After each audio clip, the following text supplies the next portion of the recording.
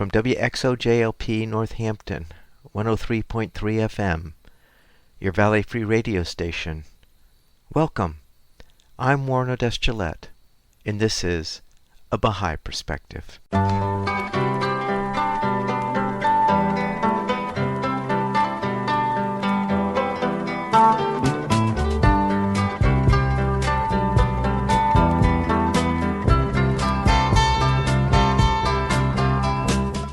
Welcome to A Baha'i Perspective. I recorded an interview with Tyson on April 6, 2020. Jay is an author of the historical novel The Wise Men of the West, A Search for the Promised One in the Latter Days. This is a 2-volume work. The story takes place during the millennial movement when William Miller was proclaiming that the return of Christ was to occur in 1844. The two main characters in the novel realize that the event was not to take place in the West but in the East, and the story chronicles their realization and pursuit, what they finally discover, and what they must do once they make their discovery. Jay reads an excerpt in the interview. I started the interview by asking Jay where he grew up, and what was spiritual life like growing up. I grew up in a suburb outside of Detroit, Michigan. I regularly attended the Presbyterian church with my parents and my 3 brothers. But even as a kid, I always wondered why God had spoken to us through the series of great messengers that we learn of in our Bible studies, Noah, the story of Abraham and Moses, and then Jesus. And yet, something seemed to have stopped about 2,000 years ago because we haven't heard from him in a long time. So it was with those thoughts that when I was in high school, I heard that there was a religion that believed that there was more to the story, some things that I had missed. It seemed clear enough to me that the West had missed Islam. I knew that much by the time I was in high school. But these people taught that most of the world had also missed a more recent outpouring of divine wisdom, which had begun in a far-off land in the year 1844. I also learned that there was a widespread movement in our own country anticipating the return of Christ in that very same year. This took place especially in the northeastern parts of the U.S. and parts of Europe. Many people could see that the time was ripe for the next appearance of Christ.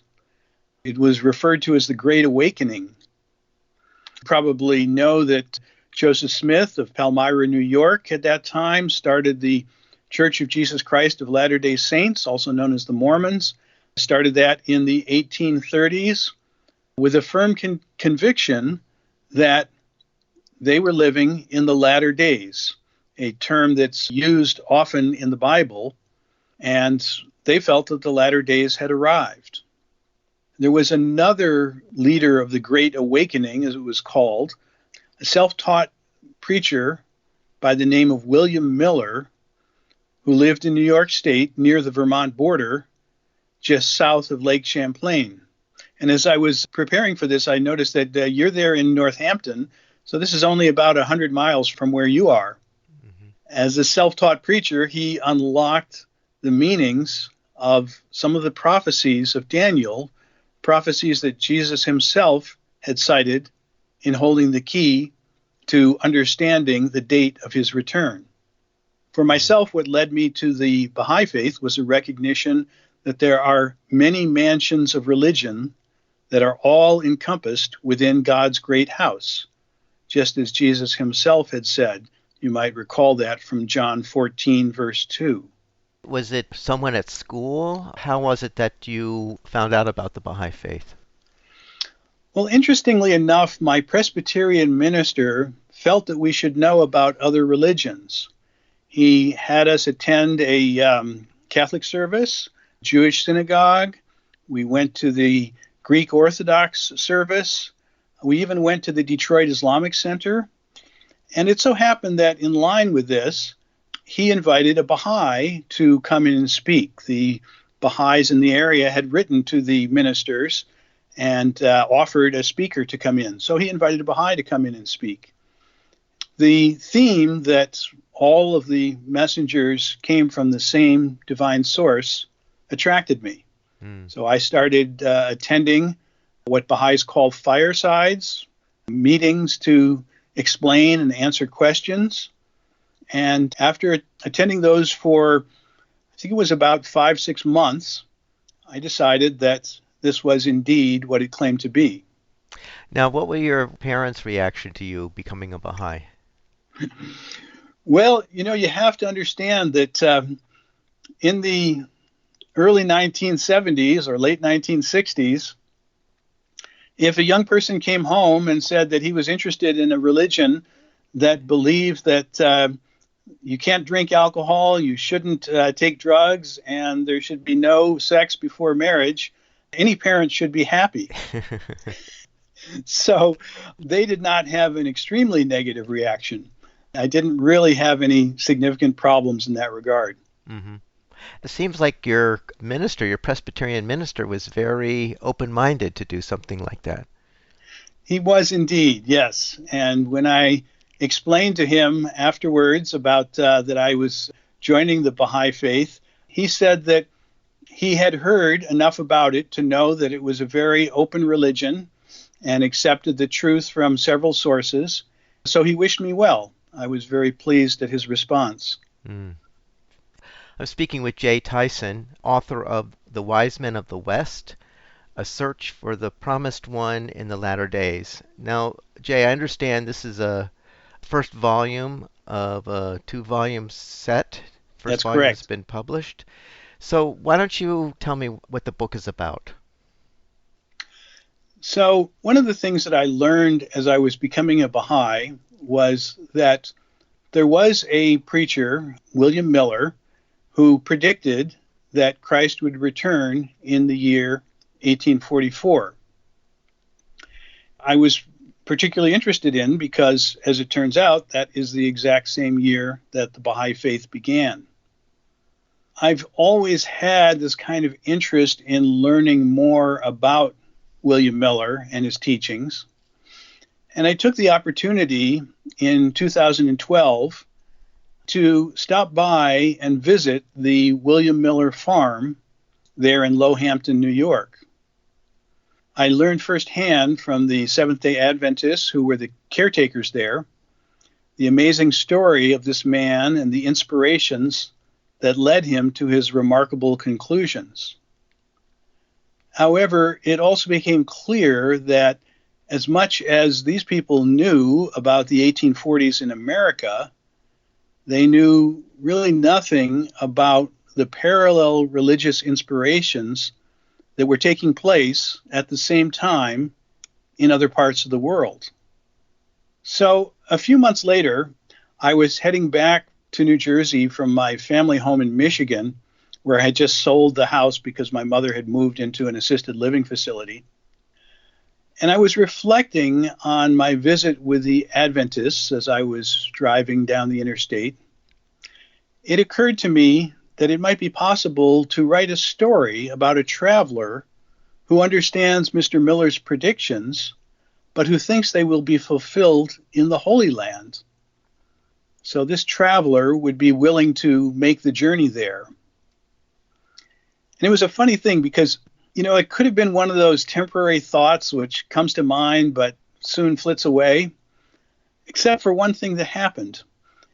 Within a couple of minutes of thinking of this idea of writing the story, the rental truck that I was driving started to shake violently. Hmm. I had no idea what was wrong, so I pulled over to the shoulder and I called the rental company. They sent a tow truck and took me to a nearby mechanic who diagnosed the problem and told me the required replacement parts could not arrive any sooner than the following morning. So suddenly, I had nothing to do for the next 24 hours, and all I had was a pad of paper and my pencil and my thoughts. So I started to sketch out the broad outline for this story, and that was almost 7 years ago. So it's been a long journey to get to this point. The title of the book says The Wise Men of the West. Now, what's the significance of that title? Yeah, so that is a reference to, of course, the story of the Magi, the Christmas story, the wise men of the East.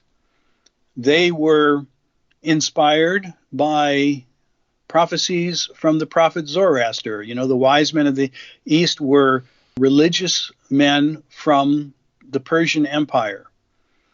And the Persian Empire believed in the religion of Zoroaster. And if you check back, you find that Zoroaster had predicted that messengers would come, future messengers would come about once every 1,000 years. And he lived approximately 1,000 years before Jesus. So there were some prophecies that inspired the wise men of the East to come searching at that time. And so my story is, in some sense, a mirror image of that. We have prophecies, actually, from the time of Jesus about what to look for, what to expect. And this has motivated my two characters from the West to head eastward to search in this age. So that's where we draw the title of the book from. My story tends to focus more on William Miller and his teachings. He was more particularly focused on figuring out the exact time that Christ should return. I did want to mention that it is what we call a historical fiction. It's about 90% history and about 10% fiction. For people who are not familiar with historical fiction, you can think of the movie Titanic, which is, of course, a fictional story about Jack and Rose, but it is set in the historic perspective of an event that really occurred, the sinking of the Titanic.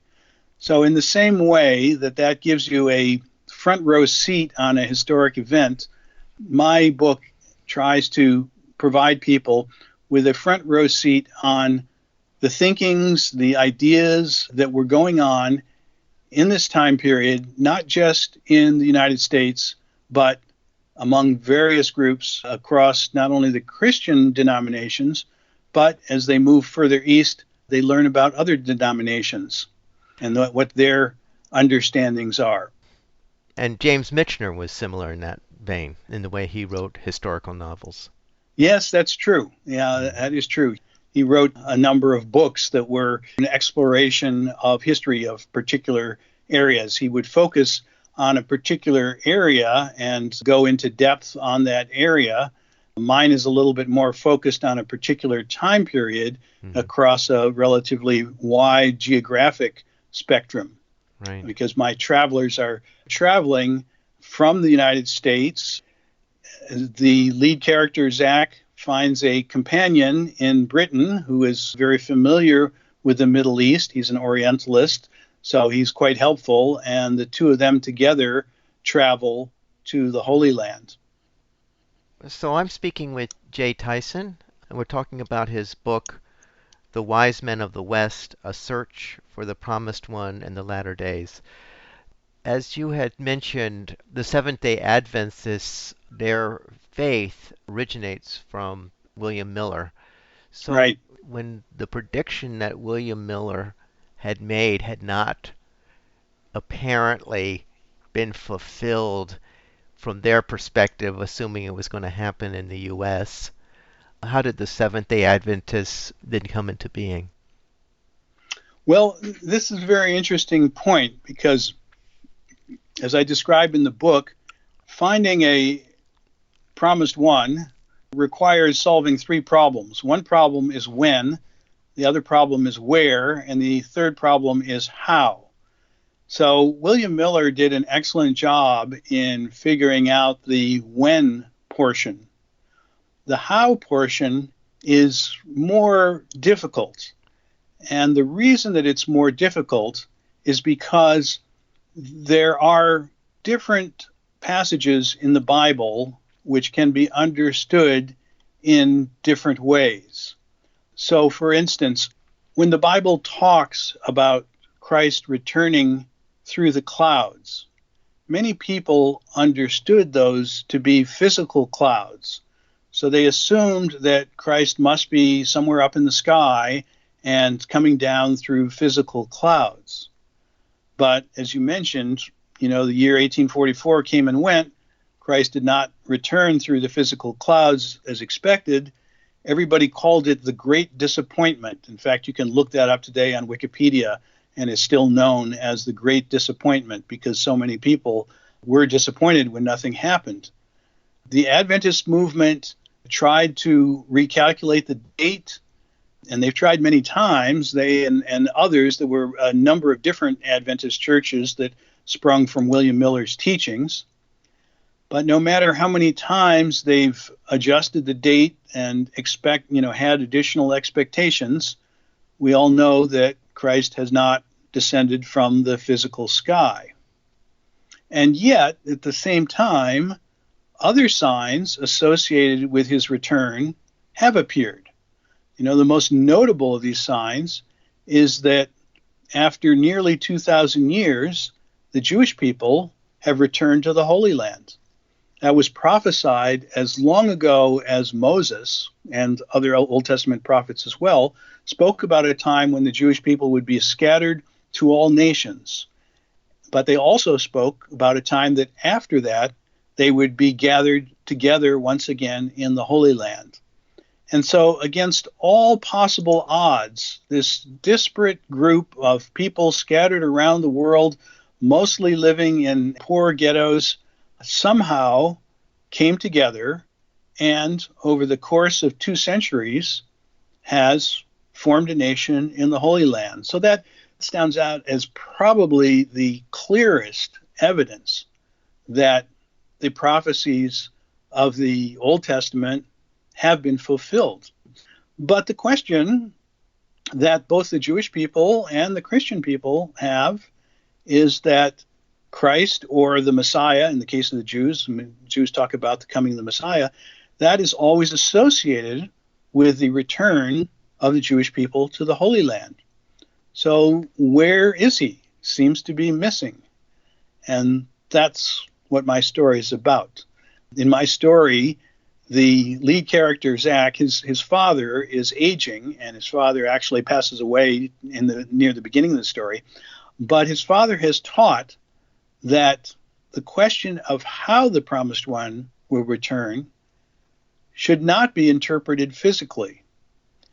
And he makes this argument based on the teachings of a historic character who lived at that time. His name was the Reverend George Bush, not associated particularly with the later presidents by the same name. But Reverend Bush had strong evidence from the earliest translations of the Bible that it was Christ's spirit and not his body that was intended in the biblical accounts of his resurrection. So that was something that, in my story, Josiah Thompson understands.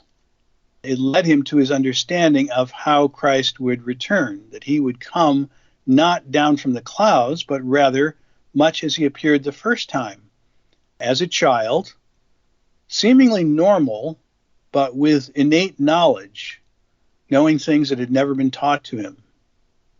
Something like Jesus, he would descend through the clouds of man's spiritual misunderstandings, but not through physical clouds.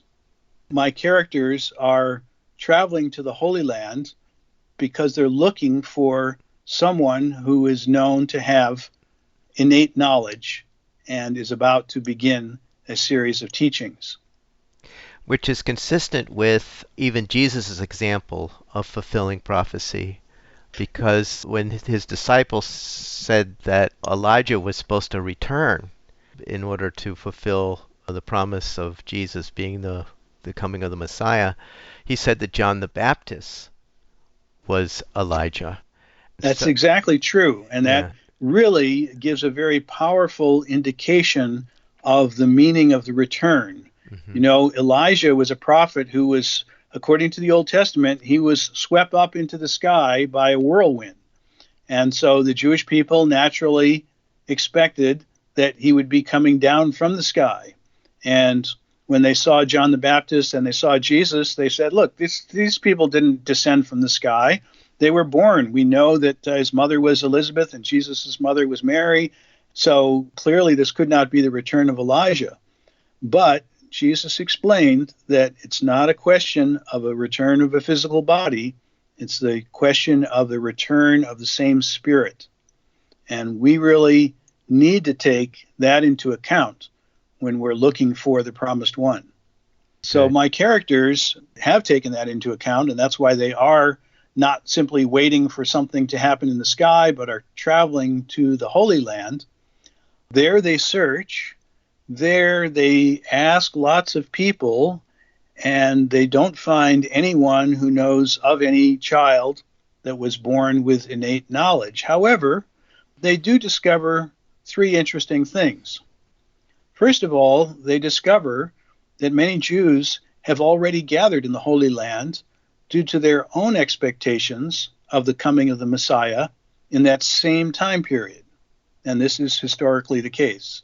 The second thing, to their utter amazement, is that they find that a part of the Muslim community is also expecting their promised one to return based on an entire different set of prophecies from the Muslim religion that are more than 1,000 years old. And in spite of the fact that they have these 1,000-year-old prophecies, yet the year that is predicted is the very same year as the one that the Christians are expecting a return to occur, 1844. And then the third thing that they discover is that all three religions have indications that the search should be done in the land to the east, and quite possibly in the land of Persia, the land from which the wise men of the east had come, and also the land where the prophet Daniel had seen his visions that led to the prophecies that they're following up on. So, although the first part of my story, it's entitled, the first volume is entitled The West, because it explores what people in America and Europe, including the Catholics and the Greek Orthodox, and in the Holy Land, what they were thinking, that's the West. But then they decide to head further east, and in that search, they are learning more about the Zoroastrian tradition, the Buddhist tradition, the Hindu traditions, and all of them seem to have prophecies that converge on the mid-1800s and the land of Persia. I'm speaking with Jay Tyson, author of the book The Wise Men of the West, A Search for the Promised One in the Latter Days. And you said this first volume really focused on the folks in the West who were caught up in the millennial movement, and William Miller, who did an Mm-hmm. accurate calculation from biblical scripture of 1844 being the date of the return, and then, of course, the Great Disappointment. What's the title of the second volume? The second volume is basically the same title, although it's subtitled The East. In that one, I should say, get to a conclusion which is at least as successful as the wise men of the East were. So then the question becomes, equally important, when they return to Britain and America, how will their friends and families take this news? And more importantly, how would William Miller himself understand a radically different, much larger view of the fulfillment of the Bible's prophecies? So that's kind of a second conclusion. Not only their discovery, but how it's going to be received in the West is certainly a part of the discussion. Now, when is your second volume due to be released? Actually, the second volume, we're very close to publishing it right now. It'll probably come out later this month. So anyone buying the first volume, by the time you're finished reading that, I think the second volume will almost certainly be available. And Jay, would you like to read an excerpt? Yeah, I did pull out something that might be of interest. This is from the period Zach, the American, has made contact with a fellow in Britain who is interested in the idea of the search, but it turns out that he's too old to be traveling to the Holy Land. He proposes a younger fellow who he knows who has a similar interest, and the younger fellow's name is James. And James is an Orientalist. He is knowledgeable. In fact, he's spent some years previously living in Egypt. England, ruled Egypt during the early 1800s. So he seems like an excellent candidate for traveling to the Holy Land. But he's a little bit reluctant to make such a commitment. So let me read what I've written here. He, that is James, thought of the students who were planning to hear him teach. He thought of the research work he hoped to accomplish during the coming year. And he thought of his friends who expected him to be around to help them. He thought also of his home and repairs which needed to be tended to. His mind started to fill with the practical implications of such an absence. Finally, he said, "I don't know, Zach. There is so much going on in my life. I really can't afford to take a year off to pursue this, as exciting as it is." Zach was crestfallen. He felt that James was missing the big picture. He paused for a moment as a thought came to his mind, and then he asked, "James, how long ago did your family convert to Christianity?" James thought it was a rather odd question, but he answered, "Well, I don't have a documented family history that stretches back that far, but I like to think that some of them were among the converts when the early missionaries first reached these shores around the year 600 AD. Why?" Zach replied, "So at least some branches of your family have been practicing Christianity for more than 1,200 years, I suppose." "Yes, very likely. But why do you ask?" Doing some quick calculations, Zach continued, "That is to say, perhaps about 40 generations for parts of your family." "Yes, possibly 50. Generations were often shorter in those ages," replied James. "So how many of them heard the stories of Christ's promise to return?" "Well, I suppose everyone. It's always been a significant part of the Christian message." "And how many of them thought about how wonderful it would be to live in the age when Christ would return? How many longed to live in this age in which we find ourselves? And how many would have given everything to live in this age?" "I suppose most of them," sighed James, beginning to realize where Zach's line of reasoning was going. "Precisely," said Zach. "I have a sense that it is not only my father who is watching over me, guiding me on this journey. I have a sense that all of my ancestors, at least everyone who ever longed to see this day, is watching. To me, giving up a year or two to pursue this may seem like a big thing, but they are all exclaiming, 'Throw such cares away. The promised day has come. Now is the day to act. Fail not to seize so priceless an opportunity.' When we hear their calls, how can we sit back and do nothing? And how shall we answer them when we join them in the greater kingdom?" Zach paused briefly, and then he continued, "When you were a child, did you ever wish that you might have the chance to witness Christ's return? Did you ever pray and ask God that you might see it?" James looked startled, saying, "How did you know that?" "Don't be so surprised," continued Zach. "Most of us have done the same. When I ask those questions of Millerite followers in America, most tell me yes, they have carried such a wish or that prayer in their hearts from their childhood. And so, if you ask God to open a door, and now the door stands wide open before you, will you fail to go through it?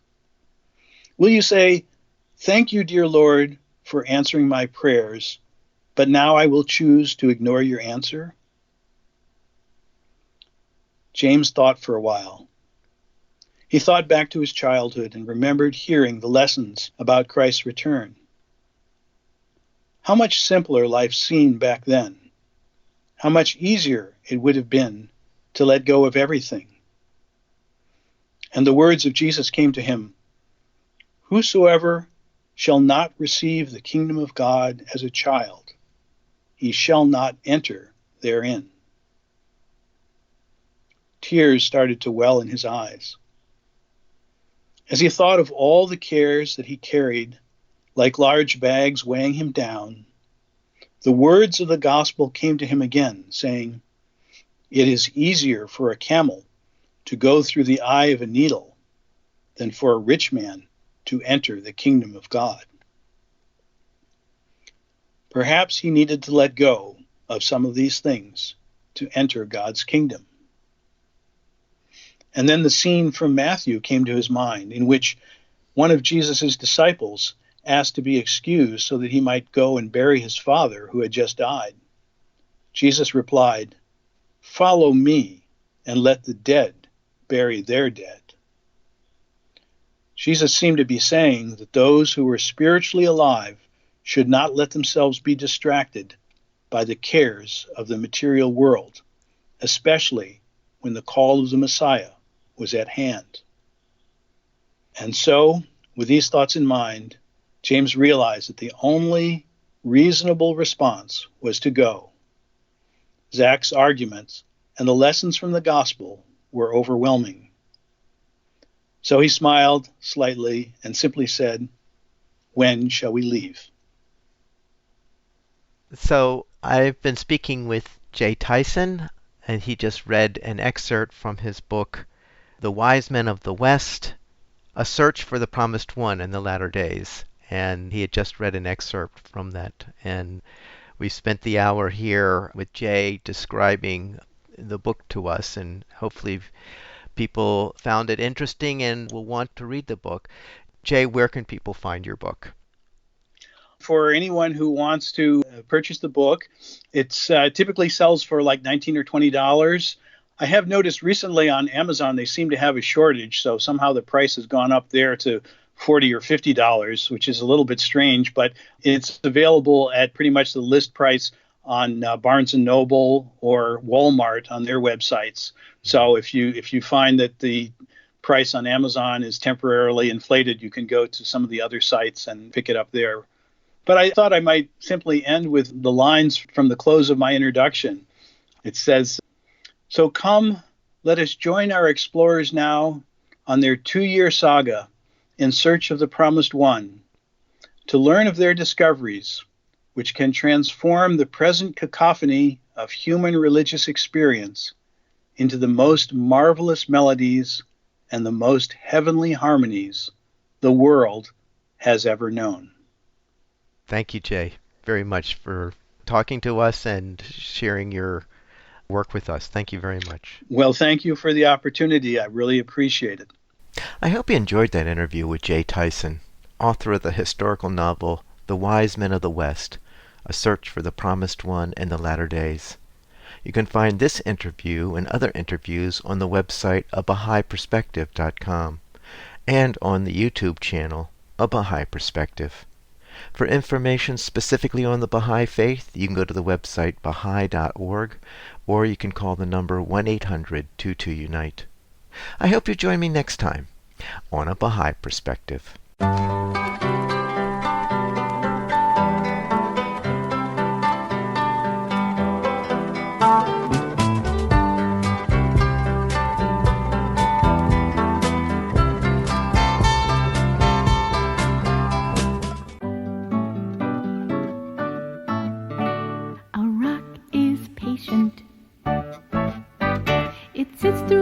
Snow and grime rocks don't complain, they take the time to change.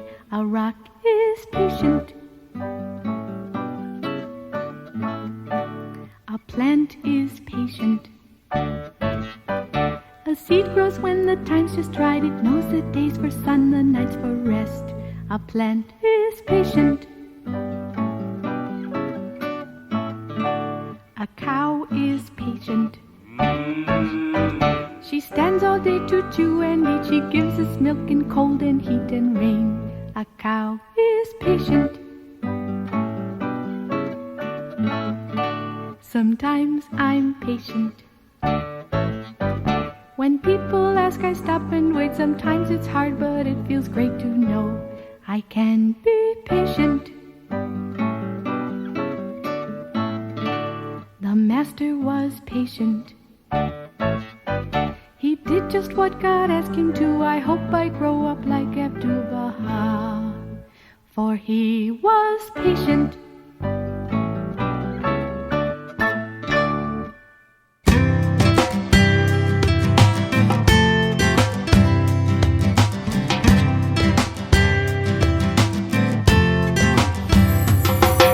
The source of courage and power is the promotion of the Word of God and steadfastness in His love, in His love, in His love, in His love. The source of courage and power is the promotion of the Word of God and steadfastness in His love, in His love, in His love, in His love.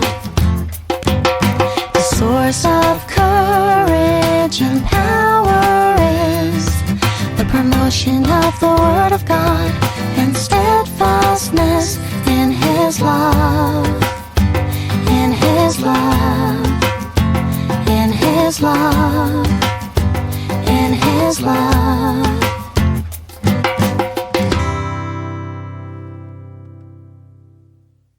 Armed with the power of thy name, nothing can ever hurt me.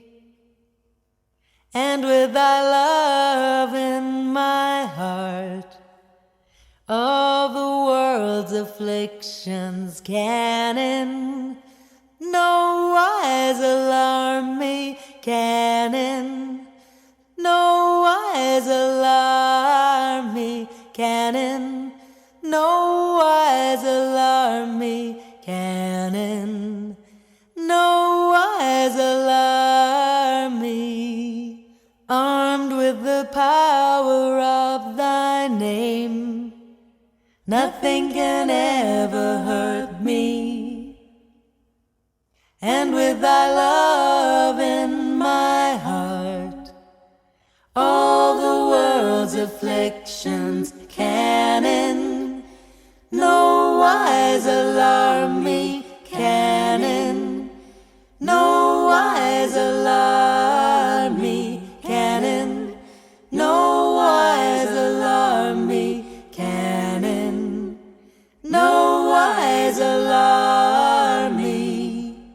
Armed with the power of thy name, nothing can ever hurt me.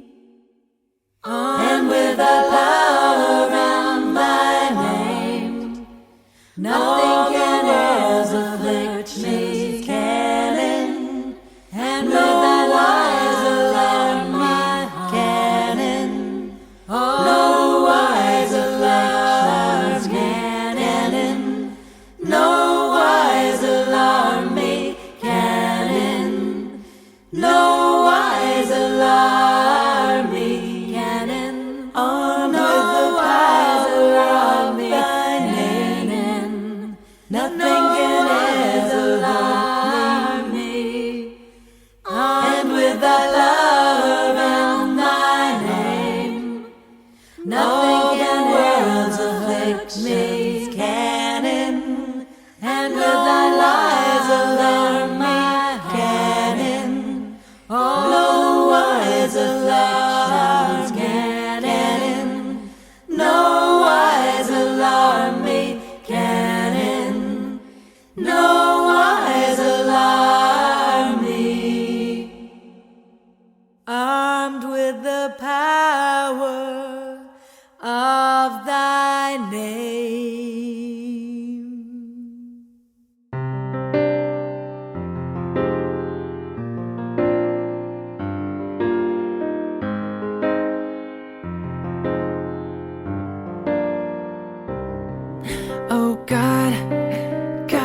me, protect me, make of me a shining lamp and a brilliant star.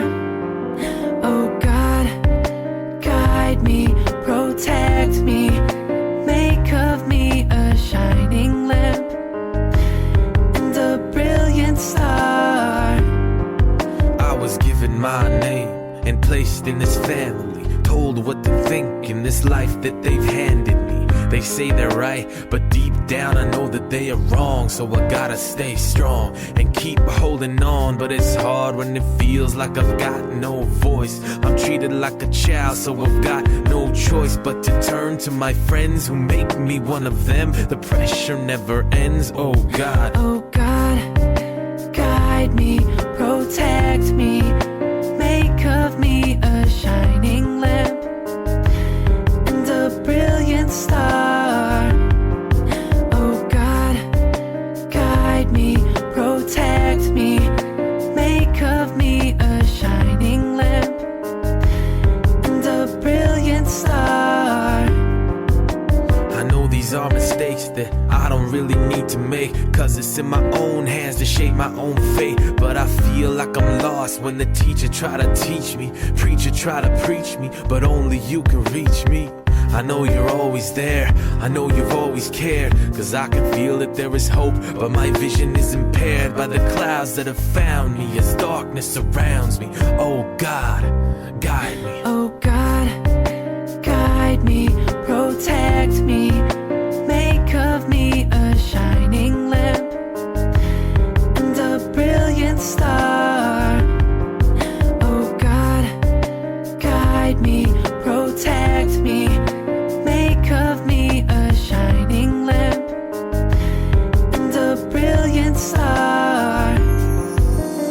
Make me a star, make me a lamp, ignite my heart, make it shine in this land. Oh my God, my life, my desire, I wanna spread love just like a wildfire. Make me a star, make me a lamp, ignite my heart, make it shine in this land. Oh my God, my life, my desire, I wanna spread love just like a wildfire. Oh God, guide me, protect me, make of me a shining lamp and a brilliant star. Oh God, guide me, protect me, make of me a shining lamp and a brilliant star. Oh God, guide me, protect me, make of me a shining lamp and a brilliant star.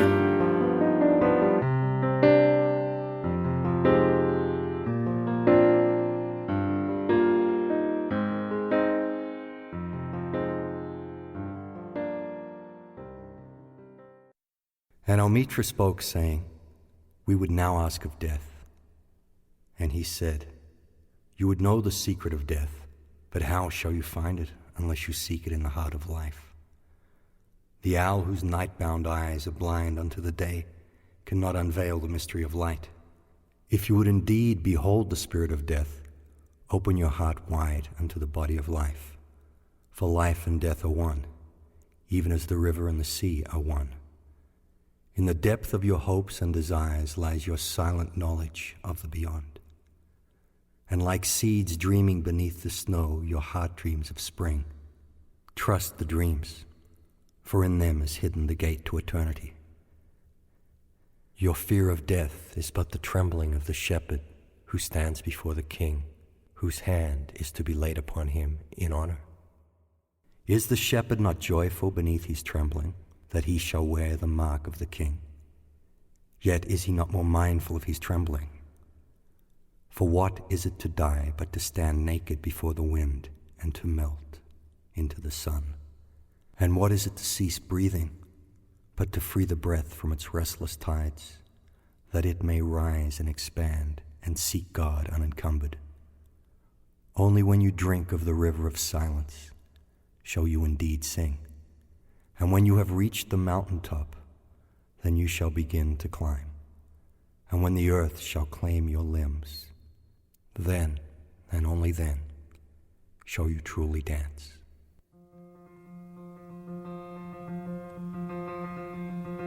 I have made death a messenger of joy to thee. Wherefore dost thou grieve? And I made the light to shed on thee its splendor. Why dost thou veil thyself therefrom? Why dost thou veil thyself?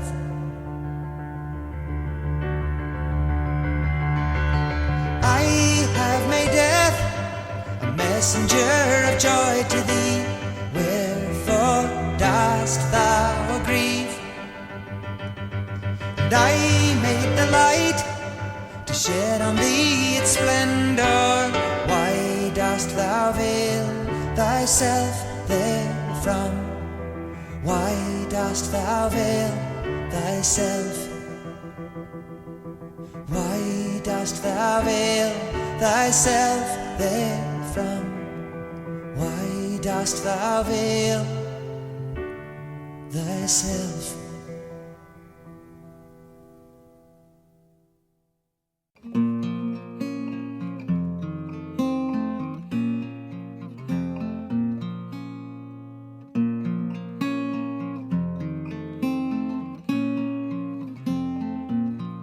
By the hand of a friend in a bath one day, there was given me some perfumed clay, or musk or ambergris. I said, your ravishing perfume has turned my head. It said I was naught but some worthless clay, till I sat by the side of a rose one day. My companion's fragrance affected me, otherwise I am the clay I used to be.